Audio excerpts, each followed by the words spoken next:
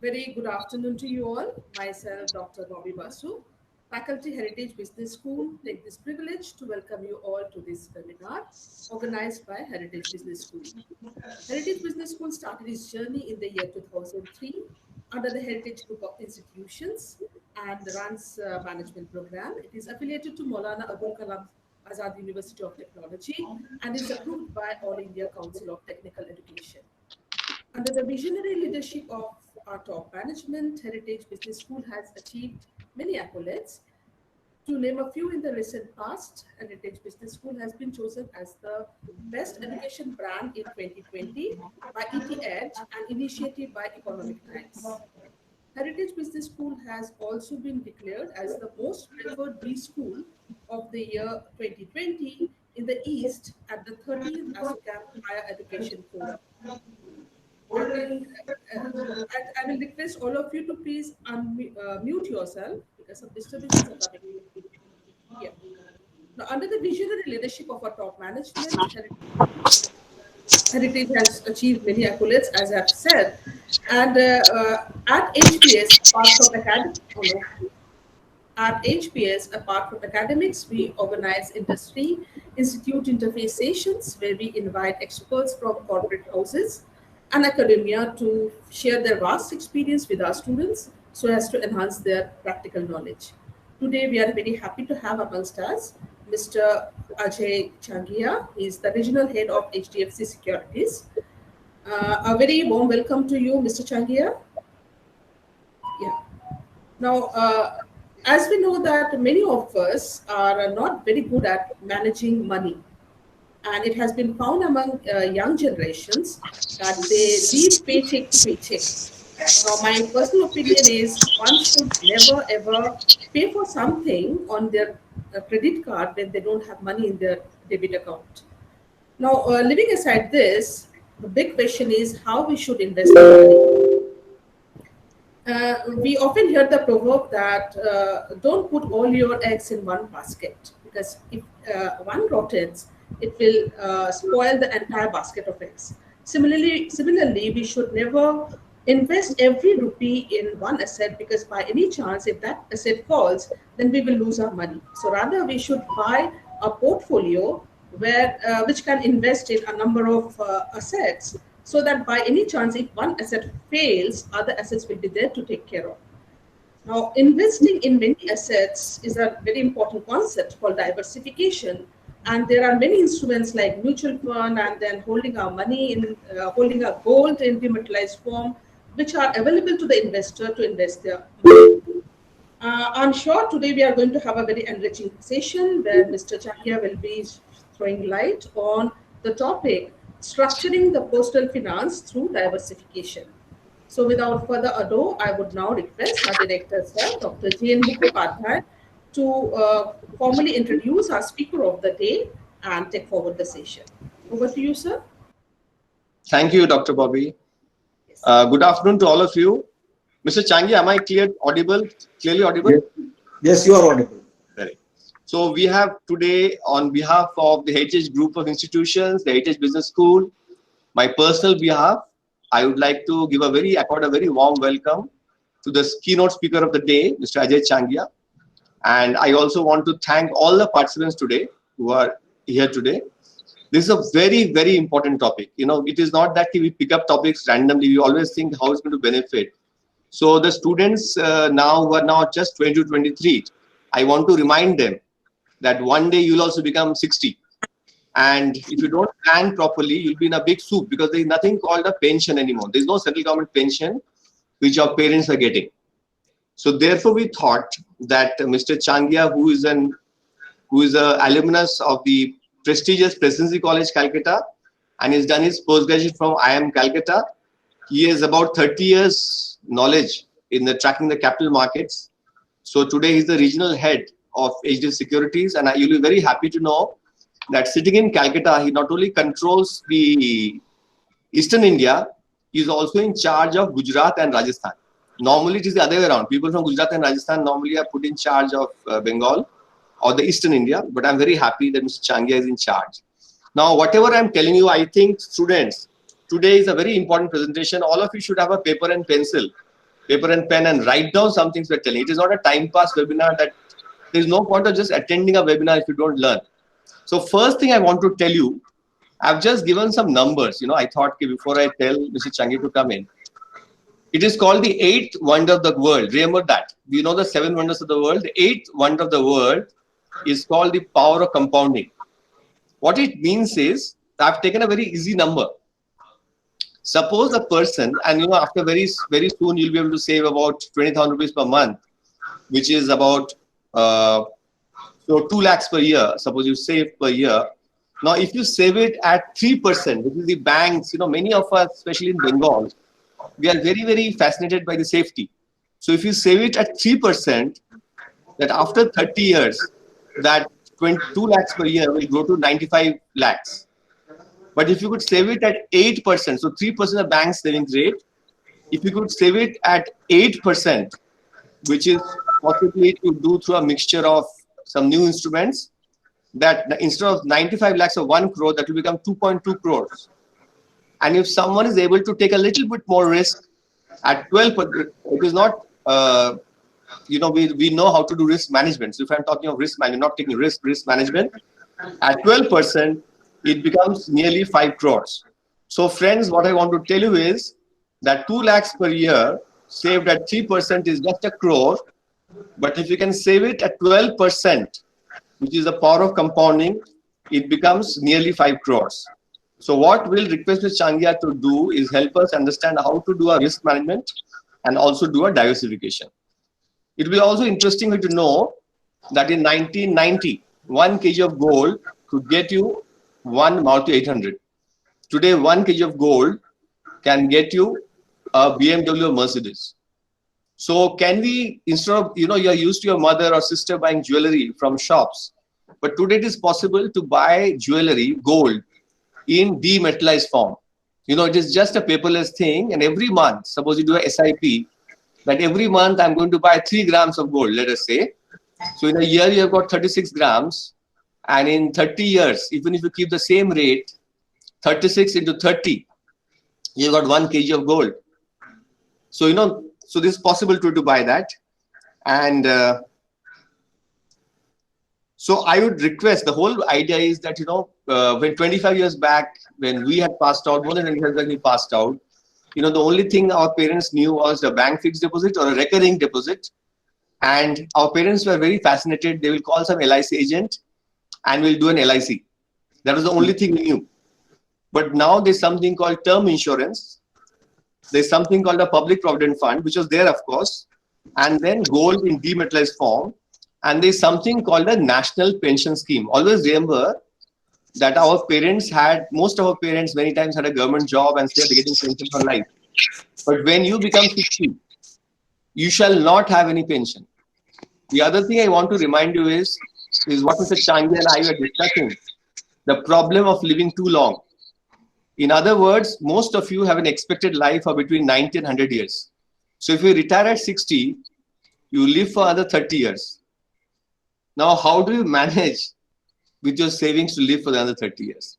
So with all these challenges, and Mr. Changia told me another very interesting, which I was very impressed, that today, though we do not have capital account convertibility, HDFC Securities has got a very nice thing that we can actually, with our Indian savings, Indian currency savings, we can invest in the Standard & Poor 500, that is, you can buy US stocks with our Indian currency. So with this backdrop, we'll hand it over to Mr. Changia. Mr. Changia can speak to us for 30-35 minutes, and there are lot more interesting questions. So then we'll have questions where you can elucidate that. Thank you. Thank you, Dr. Bobby. Thank you, Dr. Mukhopadhyay.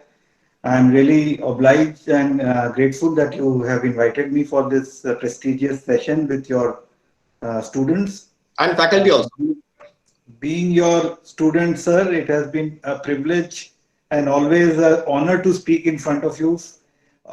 And in fact, most of the things which I'll speak, you have only taught us, sir, during our class days at IIM.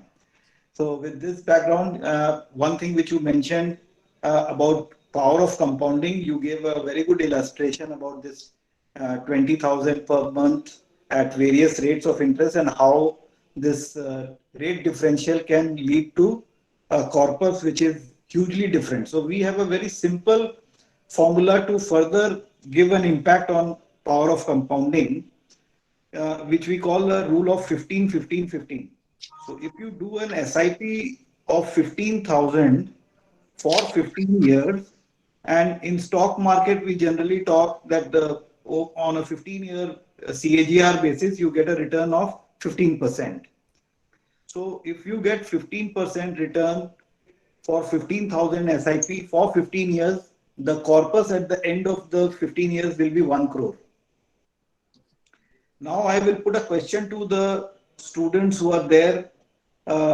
What if I continue this SIP for not for 15 years, for 30 years? What is your guess? What will be the corpus? In 15 years, the corpus is 1 crore. After 30 years, what could be the corpus? Can I have some answers on the message box? A quick 2-minute poll. Let's make this session a bit interactive, if possible, Yes. because we do not have this, like my presentation, I'm not able to show because of some technical glitch. I'm being thrown out of the session as soon as I'm uploading Yeah. my presentation. Yeah. So what is your guess? If I continue this SIP instead of 15 years to 30 years, the corpus from 1 crore, what kind of corpus can I look forward to after 30 years? Shivam Jaiswal is saying 4.5 crore.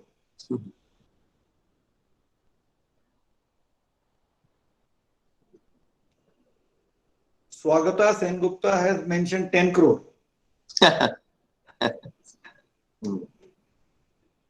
Can I have a couple of more answers? नहीं अजय, हम लोग को थोड़ा speed से चलिए, because हम लोग को बहुत कुछ कवर करना है. Okay. ठीक है, no problem. So let me tell you, Swagata has come back packed on the right answer. It is 10 crore. So instead of having 1 crore in 15 years, if you continue this SIP for another 15 years, although the duration is just doubled, the corpus doesn't double, it multiplies by 10 times. So that is the power of compounding. So basically in my presentation, I wanted to impress upon you that at your young age, people are all going to pass out in a couple of years or 1 year down the line from a prestigious business school. You will all either join a business or do your own startup or might join a big organization. But the essence of the matter is that you will start earning income after a couple of years' time. Now, the main thing is that my punchline of this presentation is that it is not about how much you make, but it is all about how much you save. So personal finance is all about how much you save and how you save it. So there are certain rules, and whenever we talk about finance, in personal finance and investing, one of the names that comes top of our mind is Mr. Warren Buffett. And there are lots of wisdom in what he has said, what he has written in the past. Some of the gems which I could collect, I am just telling you all here, that never depend on single income stream. You should make investment to create a second source of income. So especially this is applicable for salaried people, because salaried people by code of ethics, which they sign up at the time of joining organization, they are not allowed to do any or undertake any kind of activity in terms of doing a second job or do a parallel business. So a salaried person is normally dependent mainly on his or her salary income. So how can this salaried person start earning a second stream of income? The best source is to create an investment corpus that can lead to a second source of income throughout his life or her life. Number 2 point, which Mr. Warren Buffett often says, that if you buy things you do not need, then soon you will have to sell things which you need. So do not spend on frivolous activities or frivolous gadgets. Otherwise, a time may come where we might have to sell something which is very necessary for us and which will be very painful.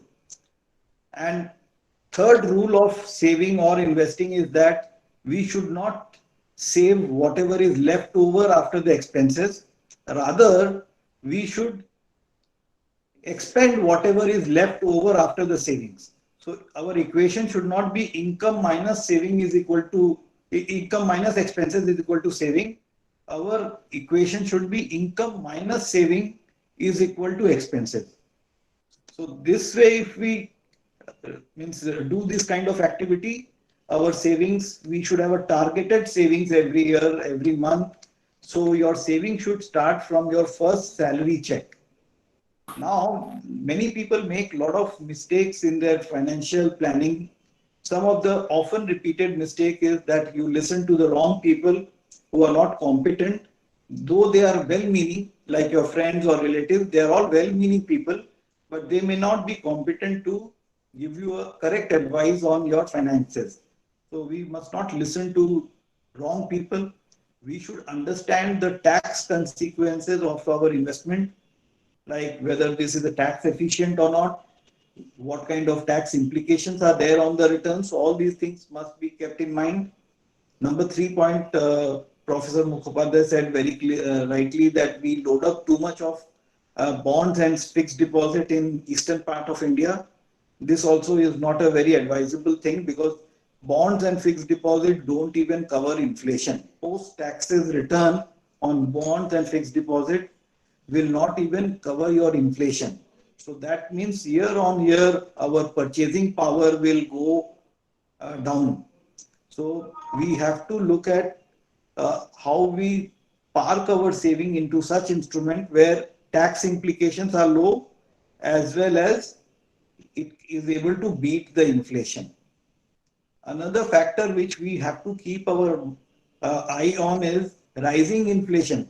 But people might say, no, sir, we have now inflation in the range of 4, 5, 6%. So where inflation is not there. But we don't understand because our government of India statistics do not capture many of the lifestyle inflation that we are facing, which we were not facing 20 years back. I remember 20 years back, we used to go out for a movie. A movie ticket would cost us hardly 60, 70 rupees. And at the most, coming, going, and everything would all tantamount to maximum 200-300 rupees for a couple of people. But nowadays, you all know what kind of money we spend if we go out for movies. Although in these pandemic times, we are making those savings, but I'm sure we are not expecting this pandemic to continue for very long. So these kind of lifestyle inflation is not captured in the inflation which Government of India publishes. Another inflation which Government of India doesn't cover is the medical bill inflation. So in earlier times, whatever cure or hospitalization costs were there, people estimate that the medical emergency or medical bill inflation has gone up year on year by nearly 30-35%. And another very important point which Sir mentioned at the beginning was planning for retirement. Very few people, I have met so many people across various range of strata in the society as well as hierarchy, starting from a fresher to an MD. I have seen that people don't even have retirement in their horizon of investment. So if I propose them anything which talks about getting the money after 60 years, they get a kind of a disinterest in that. Yesterday I met a very a big businessman. He's running a very good engineering company in Bengal. He makes hydraulic pumps and all. So the moment and he is a young person, around 30-35 years of age. So when I told him about NPS, National Pension System, where the money he will receive after 60 years, the moment I told him that, his interest was totally gone and he mentioned, sir, I'm not interested in anything where I will not get the money immediately or in some, I don't get the liquidity. But we have to understand that we have to plan for retirement. because we don't have the luxury of pension which our parents used to have in their times. And last but not the least, very important thing that we do not consider while making financial planning is that, especially this is true for our generation, maybe in young generation this is not the case. In our generation, most of the household were a single income household, but I'm noticing the change in society now. It is becoming more of a double income household. But in a single income household, the earning member always lives in a false belief that he or she will live longer than the non-earning member. And hence, they seldom make plans that what happens to the family or the non-earning member after the earning member is no more. So this is another aspect which we need to take into consideration for a single earning member household, because generally in such kind of a household, the female is the non-earning member mostly, and they are never exposed to any kind of financial planning nor handling the money. So it is very important that even if you have a single earning member family, or if your wife is not working, we must involve her in all the financial planning decisions that we make, so that she understands the financial instruments well, so that if I am not there, my wife is able to handle the finances the way I am handling the finances. So these are the common mistakes that we make. Uh, we were going through some of the surveys made by various institutions across the world, and some of the top financial worries which came across was that we will not have enough money for retirement. So this is coming back again and again, that planning for retirement is very important. As I mentioned, that medical cost is rising 30% every year. So we need to make sure that we have enough savings, so that during a medical emergencies we are well taken care of. Because there is another report which tells us that most of the bankruptcies at individual level, I'm not talking about the bankruptcies at the corporate level, but at individual level, most of the bankruptcies have occurred because of medical emergencies. So there is a figure, 60% of the individual bankruptcies globally has happened because of medical costs. So when a near or dear one falls into some kind of a critical illness, the family is devastated both emotionally as well as financially. So we need to make our plans very, very robust, so that we do not face these kind of situations. So with this, I will move on to some of the like plannings that we generally talk to our customers and our team members for their individual plans. So as soon as this is called like in economic, in management, there is called Maslow's hierarchy of needs. So this you should understand as hierarchy of investments, which is there. So first and foremost, as sir mentioned, that we should have a term plan.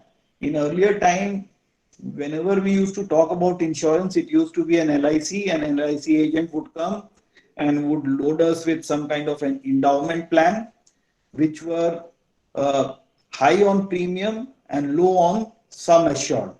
But nowadays, in modern times, with the evolution of insurance industry, term insurance has come in vogue, which is essentially nothing but a pure insurance with no savings element. So it is basically a low premium and gives you a very high coverage. So with first salary check, and whenever we start planning, most important thing that we should first plan for is our own life risk. So an insurance premium is the first outgo out of your savings that should happen. The moment you start earning, you should immediately make a term insurance, and that insurance should be in the range of minimum 15 to 20 times of your annual income. And this, there is a science behind it. Why I am saying 15 and 20 times?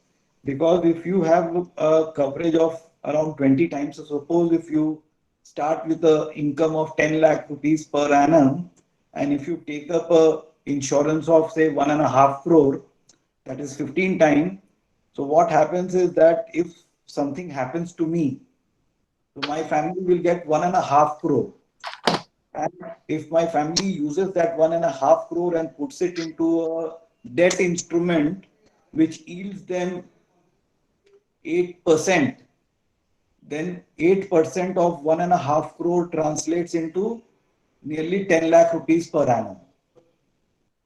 12 lakh rupees to be precise. After taxes and all, it will yield you 10 lakh rupees per annum.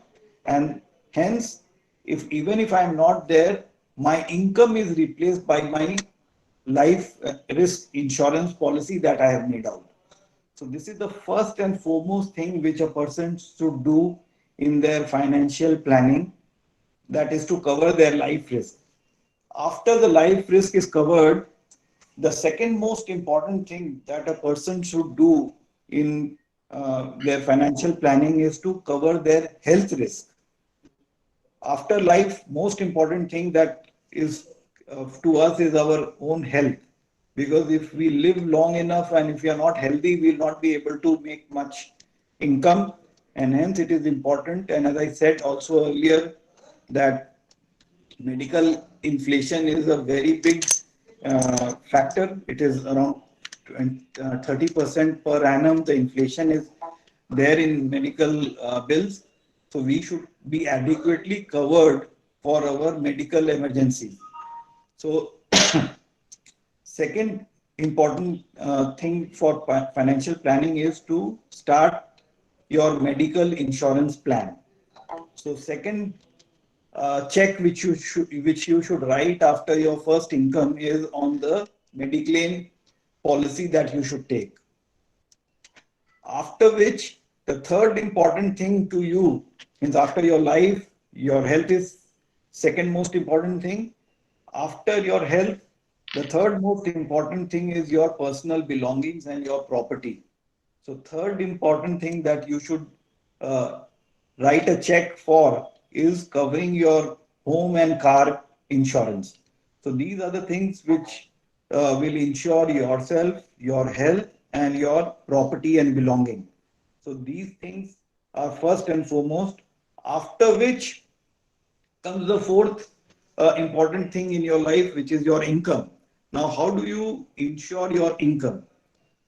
Because nowadays, with no job guarantees, we should have enough money in our liquid funds or fixed deposit, so that should there be any kind of job challenges, we should have enough money in our bank account, which is liquid enough, which can sustain you for at least 6 months. And being from such a background as you are, I am 100% sure that you will get another job within 6 months. Much lesser time than 6 months, but we should, at the outer limit, keep at least 6 months of salary that we are earning, or 6 months of business income that we have, into a fixed deposit of bank or a liquid scheme of mutual fund. After these, covering these risks, risk of life, risk of medical, risk of property and belonging, and risk of income or job, now comes the fifth most important thing which we should do is planning for taxes. So there you must look at various kind of tax instrument like ELSS of mutual fund or PPF of Government of India. So these are the things which we need to plan for after covering the risk that we have just mentioned. Nowadays, Government of India has also given a tax break on NPS even for individuals making their investment over and above 1.5 lakh. So I hope all of you are aware about this 1.5 lakh thing. See, Government of India gives us benefit of 80C. So whatever income, suppose if your earning is 10 lakh rupees per annum, So whole 10 lakh rupees is not taxable. There are first 2.5 lakh zero tax, 2.5 to 5 lakh is 5% tax. So there are various tax slabs. So in order to reduce your taxable income, government has given us several options, out of which one option is called Section 80C benefit, where certain specified instrument like PPF, ELSS or insurance policies, premium and mediclaim insurance premium, all these premiums count for uh, within this 1,50,000 benefit under 80C. Over above this 1.5 lakh, there is another section of income tax which is called Section 80 CCD 1B. For 50,000, you can invest in NPS, which goes towards your national pension system, which will be again giving you a tax break. So maximum 2 lakh rupees you can save in these kind of instrument to plan your taxes. After you have provided for all these things, covering your risk and saving the taxes, then comes the investment for wealth building. And herein, you should think about investing in equity market, because equity is the only instrument that can beat inflation and that can give you a tax efficient return over a long period of time. But their equity markets are also prone to risk because markets are very volatile. It is sentiment driven. Although in the long run, it is a slave of income, but in the short run, the sentiments rule and the market gyrate as per the sentiment in the market. But you will be planning for at least 35-40 years of investment after your first salary check. So for you, equity should be the prime uh, factor in your overall wealth building corpus. And here I suggest that best thing is, instead of doing a stock selection, which you can do at a later stage once you have built that acumen to analyze stocks and do financial analysis, you should you may start doing stock analysis and you can start investing in individual stock. Otherwise, if you are not having that kind of time or acumen to do a stock selection, then the best thing to invest is called the exchange traded fund of index. So we have one very beautiful product, like sir mentioned about US markets, S&P 500. Similar thing we have in India called Nifty Bees. So Nifty Bees is nothing but Nifty reflected in the fund. So suppose if you give 1 lakh rupees to the fund manager of Nifty Bees, what the fund manager will do is that with that 1 lakh, he will buy 50 stocks which constitutes the Nifty index in the same proportion as they are represented in the index. So what this fund actually attempts to do is just to track the Nifty over a long period, over a period. So there is a small tracking error. Otherwise, the fund performance will exactly replicate the Nifty performance. So in the short run, you might find that the Nifty will gyrate up and down, like it went down on March 23rd. Uh, on 20th January, the Nifty was around 12,100. On 23rd March, it went down to 7,500, as low as that. And again, now it is back to 11,000. So in the short run, the market will have its whims and fancies. But over a long period of time, see, Nifty started its journey in 1995. Sensex started its journey in 1978. So Sensex started in 1978 at the base of 100. And today the Sensex is around 37,000. So from that level to 37,000 in less than, say, how many years? So today we are at 2020, so it is around 34 years. So in 34 years, the Sensex has risen by nearly 37 times. So if you do it at a compounding average return, it will translate into a compounding average of 14 to 15%, plus the dividend also comes. So if you add another 2% of dividend, so it will safely give you a return of around 16-17% in the long run.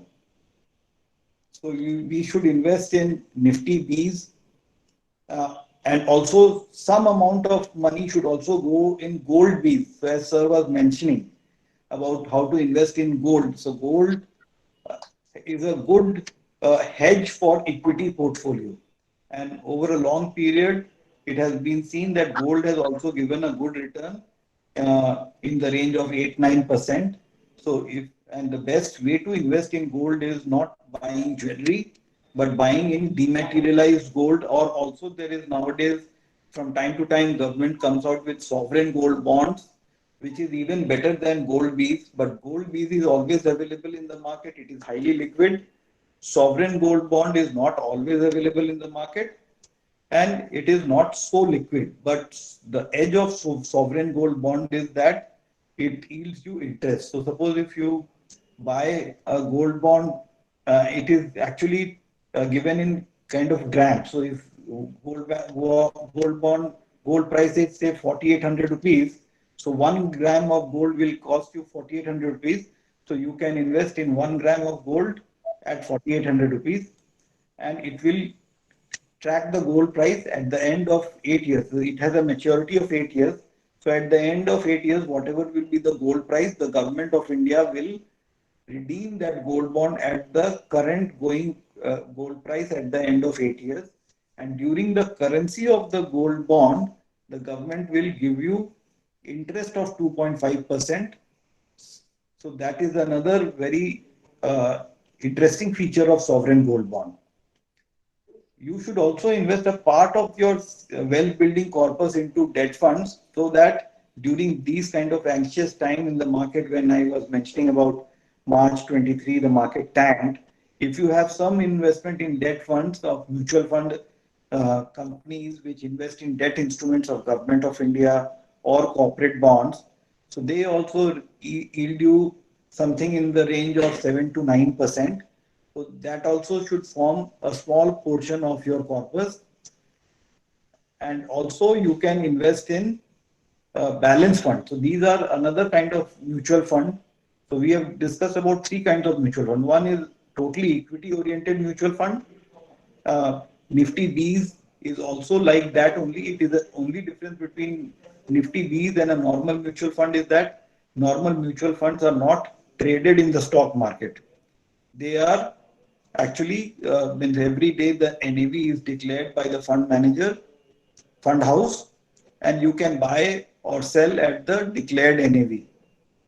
Whereas an exchange traded fund is nothing but a mutual fund which is listed on the exchange, and there is a real time pricing to that, and you can buy or sell at the real time price discovery which happens in the market.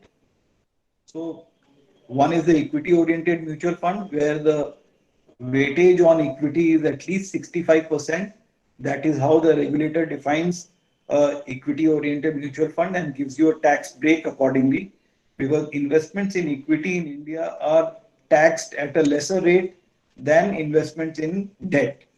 So in an equity oriented scheme, if you hold it for more, or even a plain equity, direct equity, if you hold it for more than 365 days, the tax rate on the capital gain you have is only 10%. And if you invest that equity mutual fund for less than 1 year, then the tax rate is 15%. Whereas in the debt scheme, the duration is not 1 year, it is 3 years, and the tax rate is also long-term marginal capital gain is at 20% without indexation and 10% after indexation. So debt schemes are those schemes where the equity component is less than 65%. Then there is another third variety of mutual fund available in the market, which is called the balance fund. So balance fund is a fund where you have got mostly equities and some amount of debt, and it will give you a safety of debt as well as high return of equity. So this balance fund will give you a return in the range of 10 to 12%. So people who are slightly conservative and do not want to take high risk, they can go for balance fund and invest in balance fund, where the balance fund is also like classified. If it is more than 65% equity in balance fund, it is classified as equity oriented balance fund. So here you get the tax benefit of an equity oriented scheme, but the returns are higher than the debt scheme. Whereas in the times when the markets are not doing well, since this balance fund has got some amount of debt, around 30-35% debt into their portfolio, the compression in NAV is not so high. So these are the various instruments that we have in our Indian market in the personal financial space that you should think about investing after you get your first salary or your first business income. Uh, then we have discussed about compounding, because to start early is very, very important. It is not important that how much you save, and uh, even if you make a small savings. So I gave you an example of 15,000 at 15% for 15 years.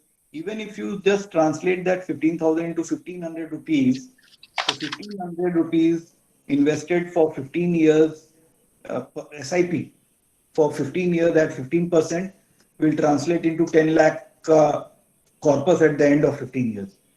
So just think about it. 1,500 is nothing nowadays. If you go out for a movie with a dinner for two people, it will be more than 1,500 rupees. So just think about it whenever you go out for a movie or a dinner, that you are actually uh, kicking 10 lakh rupees of corpus out of your financial assets. So, compounding plays a very, very important role. Inflation and taxes we have to take cognizance of. We cannot control inflation, we cannot control the taxes, but we have to take cognizance of inflation and taxes so that they do not play havoc on our corpus at the end of the maturity. Very, very important how inflation plays truant with your expenses. So whatever, like suppose if currently your monthly expenses is 50,000 rupees, after 10 years at 8% annual inflation, that same basket of goods which you are buying at 50,000 rupees now will become, will require at least 1 lakh 8,000 per month. So after 10 years, same 8% inflation, if it continues, after 30 years, this 50,000 basket will cost you 5 lakh rupees per month. So just imagine, if we do not take cognizance of inflation, this is how our purchasing power will erode, and hence we should be invested in instrument which is able to beat the inflation.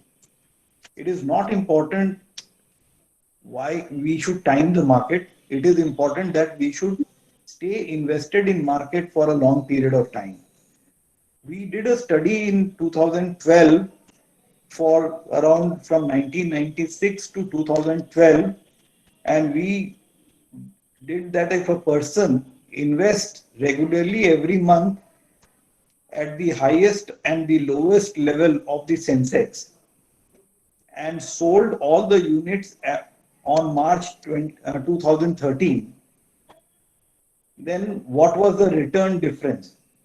So we figured out that if the person had invested every month starting from January 1996 to December 2012 and invested at highest level of Sensex every month, then her return was 12.80%. But there was another person who was a very smart person, and he could figure out that this month this is the lowest level of Sensex, and could be able to invest at the lowest level of Sensex. Suppose this smart person from same period, for the same period from January 1996 to December 2012 did investment at the lowest level of Sensex every month, what kind of return he or she would have got was 13.96%. So highest level you got the return of 12.8%, highest and lowest level of Sensex investment, you got a return of 13.96. So it was a difference of hardly 1.16%. So it is not important that you break your head that I have to time the market and I have to buy at the lowest price and I have to sell at the highest price. All that is important is that you have to spend time in the market. So this is very important. Gold we discussed. And another very important point which sir mentioned, that we are expected to live up to the age of 90 to 100 years of age. So post 60, we have to provide for another 40 years of living, or at least 30 years of living. So between 18 to 60 is 42 years of earning, and 60 to 90 at least, or 95, we have to provide for 35 years of no income but increased expenses. Why I say increased expenses? Because after 60s we will have some medical cost and medical requirement also. So and also the inflation catching up and all those things. So we have to provide for these 35 years of comfortable living, and it is very important that we do our retirement planning and saving uh, in a very structured and a planned manner into various instruments, after planning for our risks, after planning for our taxes, and investing in the instrument which beats inflation and which is tax efficient. So NPS is a good retirement planning tool which you should have in your kitty. And best way to accumulate wealth over long term is that we can invest in some fundamentally good stocks. Maybe we can start SIP in stocks also, or buy a Nifty B's index. As I said, if you're not able to select stocks, then you can invest in Nifty B's, which will exactly reflect. And Nifty, the beauty of Nifty B's is that it is a self-correcting mechanism.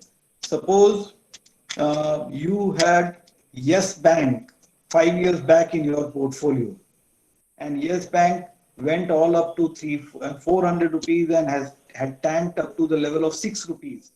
So I have very seldom seen investors who can book losses as high as this. So from 400 rupees, if the stock has fallen all the way down up to 6 rupees, the person would have kept holding the stock and would be waiting and waiting, and there'd be no exit route for him. But Yes Bank, if it was there in Nifty, it would have been exited. It would have been then there is a Nifty committee which decides on which stock to be included in Nifty and which stock to be excluded in Nifty. So they have a process, they have got their own metrics to decide based on the company's profitability, their track record, their compliance standards, their volumes in the market. So all these things, they have their various parameters, and this is that they decide whether the stock should remain there or not. So I do not say that the index committee would have excluded Yes Bank at the rate of 400 rupees, but of course, as the stock would have fallen from 400 to 200 rupees, the index committee would have excluded Nifty, the Yes Bank out of the Nifty index. So your portfolio would have also got suitably corrected basis the correction the changes in Nifty. So every time you invest in Nifty Bs, you can be rest assured that you are investing in the top 50 stocks of India, which will reflect the economy of India. And since we all know that with the demographic profile that we have in India, India is a long-term secular growth economy, and it will continue to do so. There is a lot of catching up to do in India. There have been some minor hiccups in growth over the last couple of years because of some uh, very strategic reforms undertaken by this government, which is yet to show the full impact of its positive side, although the negative side has already come in. But over a long period of time, India will be a very big economy. It is already expected that by 2025, the government is aiming that the Indian economy should be a $5 trillion economy. By 2030, we are expecting that we will be at least, if not second largest, we will definitely be the third largest economy in the world. So by participate and how to participate in this kind of long-term growth story of India, the best way to do is to buy Nifty Bees, which is like buying the growth story of India. So with this, I think I have come to the end of my session.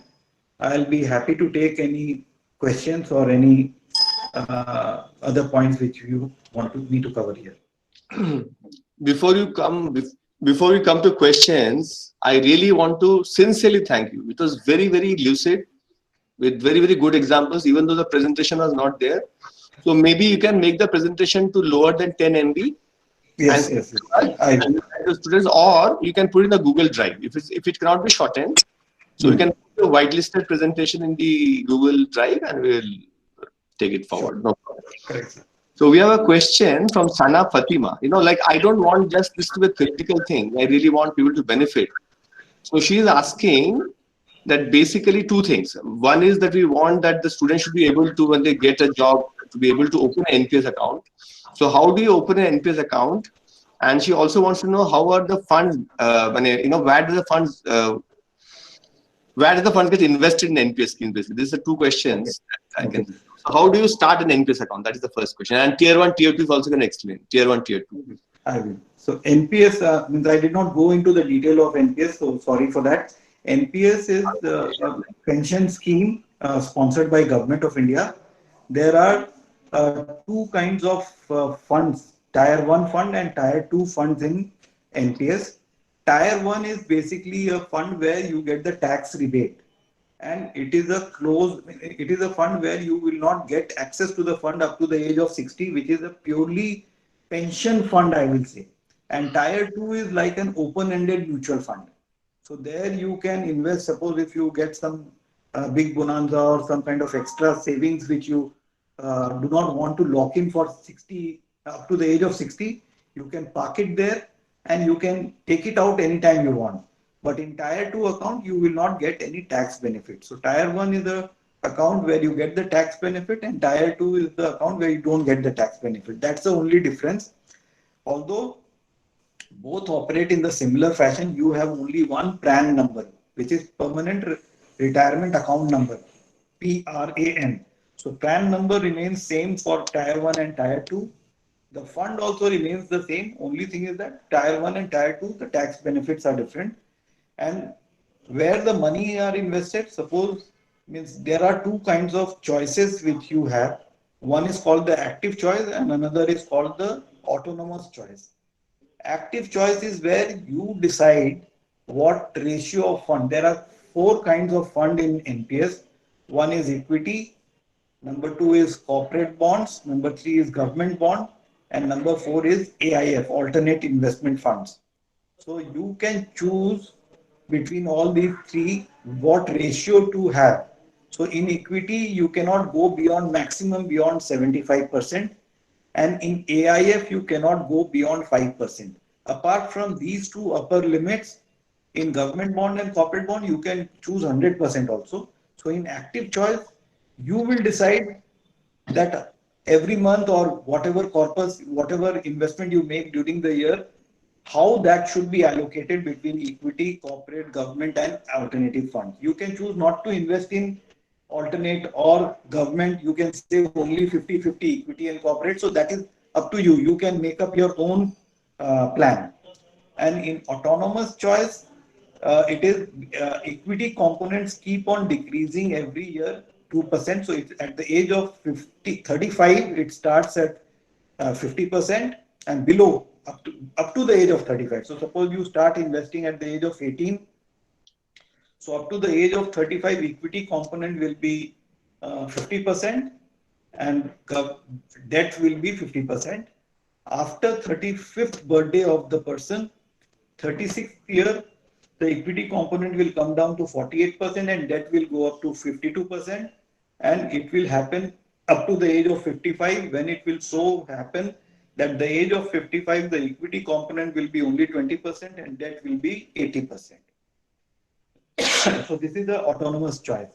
And now in equity, what they do, NPS is just nothing but they invest only in ETFs.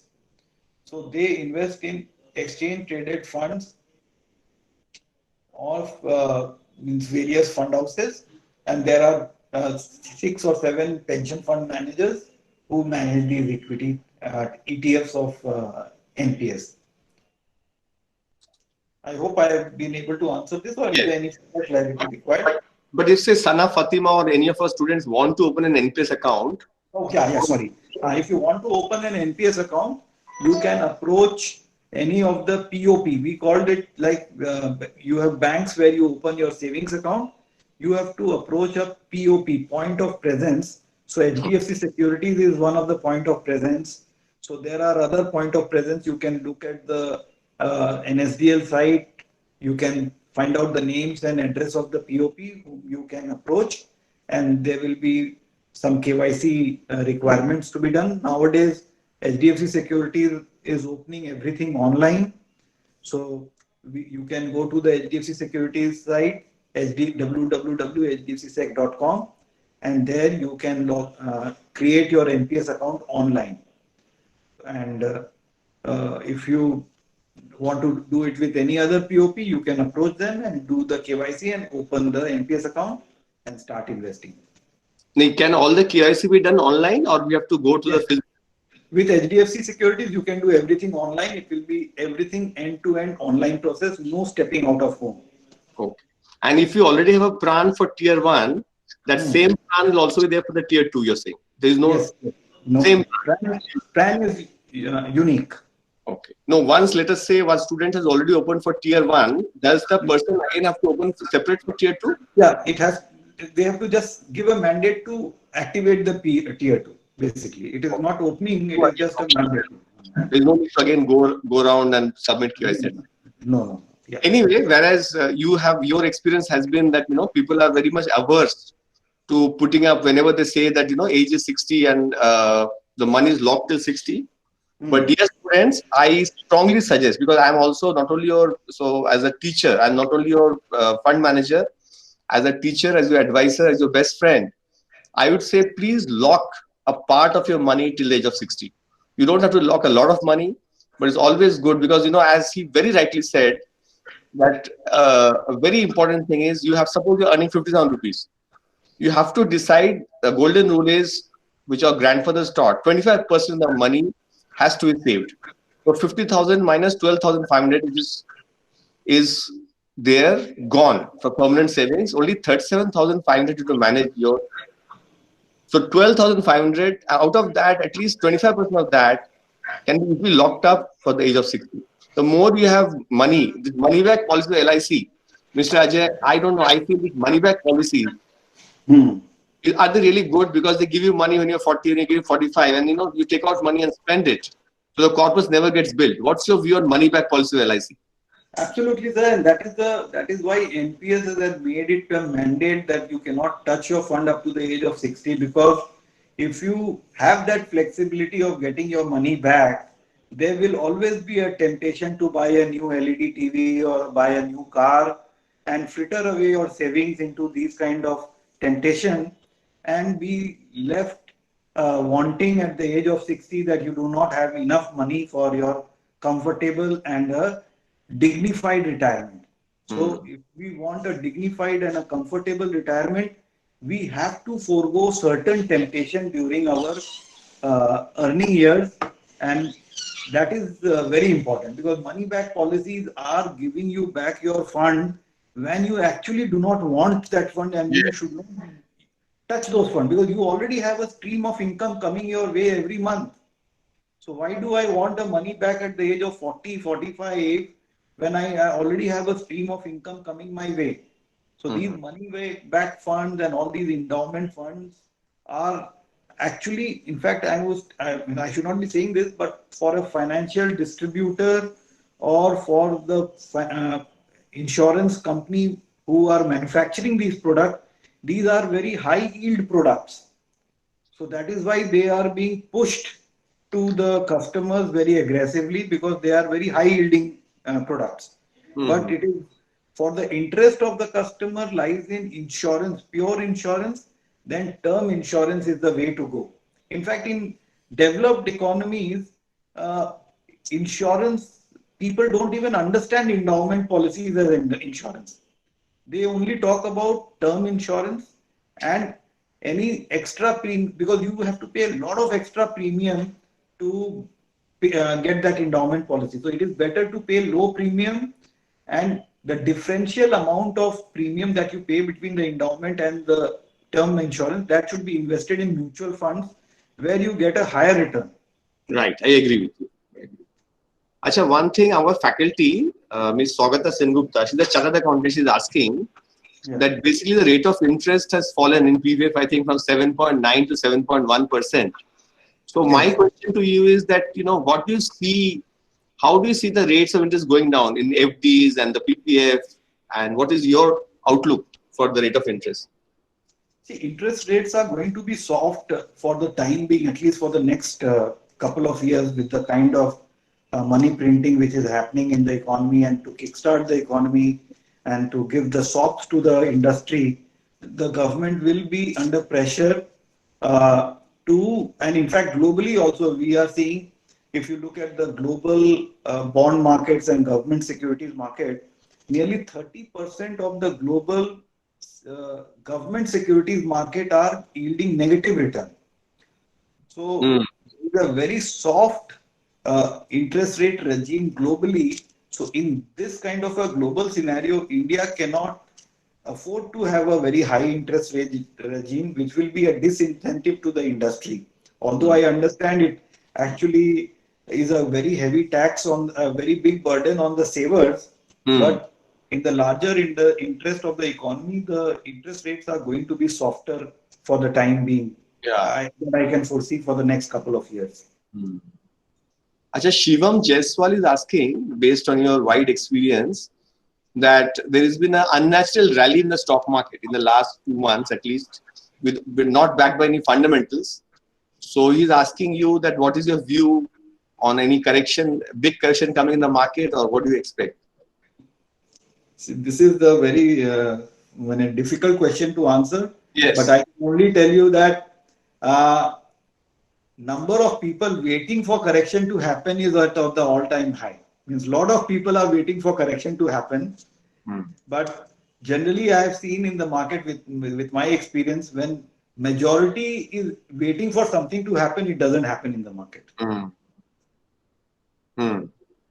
And with the kind of money and flow, with the kind of printing press with which the RBI and the foreign central banks are printing money, it is very unlikely that a major correction is going to happen very soon. Yes, I agree. Acha, can you also tell our students, I think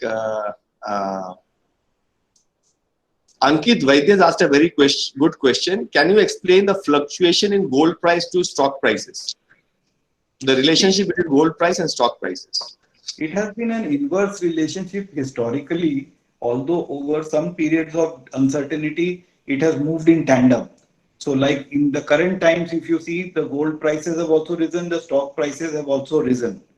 So this has been a very, very unique phenomena where gold and all asset prices have risen except the real estate. But generally it is seen that the equity, when the equity market goes up, the gold prices falls, and when the gold prices or the real commodity prices rises, the equity market tanks.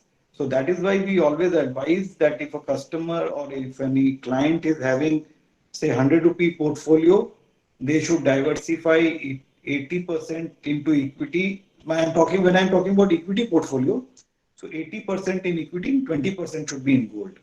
Yeah, very nice, very nice. Before I ask the next question, I would like to remind all the participants that Namrata Madam has given a feedback form. So please fill it up, because only then you'll be able to, we can give you a certificate. So please do that. And all those who are outside the heritage system should leave their email IDs with us and their affiliation of the company or the institute. So whenever we have the next webinar, you'll get an invitation basically. That is the whole idea, right?